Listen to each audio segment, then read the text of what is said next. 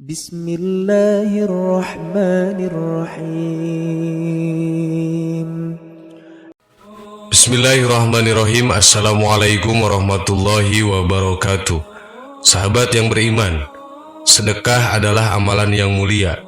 Sedekah dengan ikhlas akan menjanjikan ganjaran pahala buat kita. Karena setiap perbuatan baik akan dibalas dengan perkara yang baik juga. Allah akan melapangkan dada, membuatkan kita gembira, melegakan perasaan dan mensejahterakan seluruh hidup kita. Bersedekahlah kita walaupun sedikit dan seikhlasnya. Karena dalam setiap rezeki dan harta yang kita miliki itu terdapat juga hak orang lain. Jadi lebih baik jika dia disedekahkan dan dinikmati bersama. Beriman dan bersedekah seikhlasnya. Sedekah seikhlasnya mampu meringankan beban seseorang dan menjauhkan diri kita daripada panas api neraka. Semua perkara atau uang yang kita sedekahkan kepada golongan yang memerlukan harus terdiri dari hasil yang halal. Karena pemberian yang halal akan menggugurkan dosa dan mendatangkan pahala. Selain itu juga akan dijauhkan dari manca bahaya. Seseorang yang bersedekah dengan harta yang halal akan dijauhkan dari api neraka dan akan dimasukkan ke dalam surganya Allah. Seseorang bersedekah dengan harta yang haram, dia tidak akan memperoleh kebaikan kecuali azab, karena memberi sesuatu yang haram kepada orang lain. Terdapat sebuah hadis yang mengatakan bahwa di dalam neraka jahanam terdapat sebuah rumah yang bernama Baitul Huzni, yang disediakan Allah bagi orang yang bersedekah dengan harta yang haram. Selain dapat membantu sesama manusia, Allah Subhanahu wa Ta'ala juga akan membalasnya dengan pahala bagi mereka yang ikhlas melakukannya. Berikut adalah janji-janji Allah kepada golongan orang-orang yang suka bersedekah. 1. Menghapuskan dosa-dosa orang yang bersedekah. Janji Allah yang pertama bagi orang yang rajin bersedekah adalah menghapus dosa. Hal ini tertera dalam sebuah hadis yang bersabda, sedekah dapat menghapus dosa sebagaimana air memadamkan api. Hadis riwayat Tirmidzi.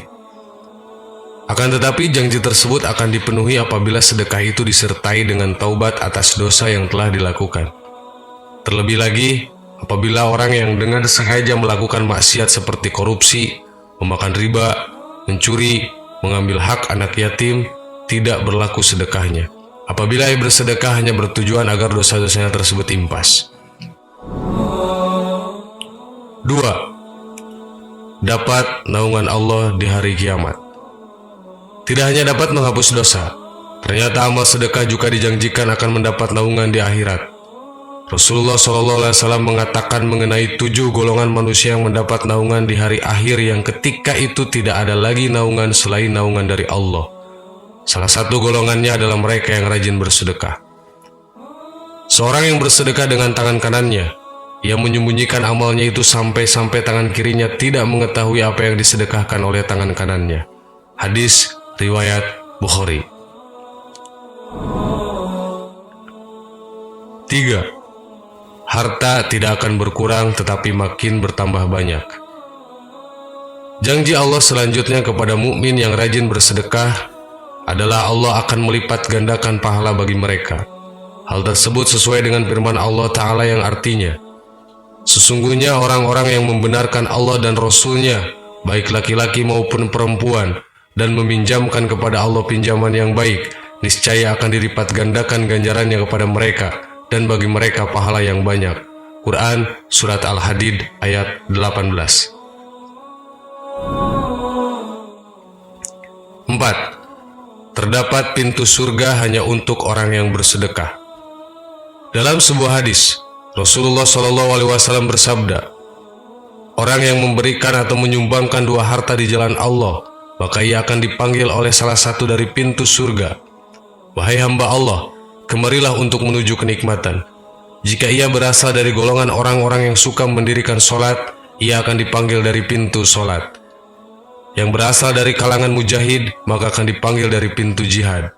Jika ia berasal dari golongan yang gemar bersedekah, maka akan dipanggil dari pintu sedekah. Hadis riwayat Bukhari dan Muslim. 5. dapat membebaskan dari siksa kubur. Selain mendapatkan surga, orang yang rajin bersedekah juga dijanjikan akan dibebaskan dari siksa kubur. Rasulullah SAW bersabda, sedekah akan memadamkan api siksaan di dalam kubur. Hadis riwayat At-Tabrani. 6. Menjauhkan diri dari api neraka. Janji Allah terakhir kepada mereka yang rajin bersedekah adalah akan menjauhkan diri dari api neraka. Ternyata meskipun hanya sedekah dengan sejumlah yang sedikit, namun sedekah tersebut memiliki andil untuk menjauhkan diri dari api neraka. Semakin banyak sedekah yang dilakukan, maka akan semakin jauhlah darinya. Rasulullah SAW bersabda, jauhilah api neraka, walau hanya dengan bersedekah sebiji kurma. Jika kamu tidak punya, maka bisa dengan kalimah thayyibah. Hadis riwayat Bukhari dan Muslim. Demikianlah ulasan mengenai 6 janji Allah Subhanahu wa taala kepada mukmin yang rajin bersedekah. Sungguh banyak keutamaan yang akan diperoleh mukmin yang gemar bersedekah. Untuk itu, keluarkan sedikit harta untuk bersedekah agar Allah memberikan kita janji-janji mulia tersebut. Amin. Wallahu a'lam. Assalamualaikum warahmatullahi wabarakatuh.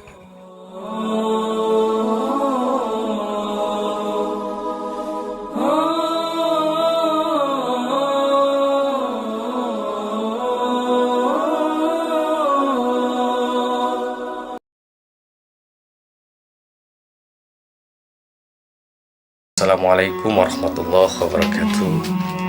Alhamdulillahirrabbilalamin. Hamdan yuafi ni'amahu wa yukafi mazidah. Ya Rabbana walakal hamdu kama yanbaghi li jalali wajhikal karim wa li azimi sultanikal azim. Allahumma sholli wa sallim wa ala ali sayyidina wa habibina wa sahbina wa maulana Muhammad.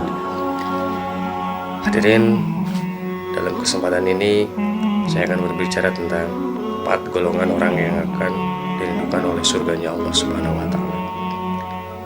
Hadis Rasul, al-jannatu mustaqatin li arba'ati nafarin. Hafidhul lisan wa talil Quran wa it'amu zi'ani wa shaum Ramadan. Dalam hadis tersebut, Rasul berkata, 4 golongan orang yang dirindukan oleh surganya Allah. Kita yang merindukan surga, tapi ternyata surga merindukan orang-orang yang ada di 4 golongan tersebut. Di antaranya 1, hafidhul lisan, orang yang senantiasa menjaga lisan. Yang kedua adalah mereka yang selalu membaca Al-Quran. Yang ketiga, mereka yang selalu memberikan sedekah terhadap orang yang kelaparan. Dan yang keempat, mereka yang selalu berpuasa dalam Ramadan. Yang pertama, hafidhul lisan, yaitu menjaga lisan. Jaga lisan kita, karena ini adalah lisan yang tidak akan pernah dipercaya nanti di akhirat. Anggota tubuh kita yang dipercaya Allah Subhanahu wa taala. Yang kedua, talil Quran. Senantiasa kita harus membaca Al-Quran, apalagi tahu tentang makna arti dari Al-Quran yang kita baca. Yang ketiga, senantiasalah kita untuk memberikan sedekah terhadap orang-orang yang membutuhkan atau orang-orang yang kelaparan. Dan keempat, ketika datang bulan Ramadan, maka kita selalu harus wajib melaksanakan yang namanya puasa. Jangan cuma puasa awam, tapi tingkatkan kepada puasa khawas atau lebih daripada wasil khawas. Demikian yang saya dapat sampaikan untuk kali ini. 4 golongan orang yang dirindukan oleh surganya Allah Subhanahu wa taala. Saya minta maaf apabila ada kesalahan dan tutur kata yang tidak senonoh, maka dari itu saya meminta maaf. Assalamualaikum warahmatullahi wabarakatuh.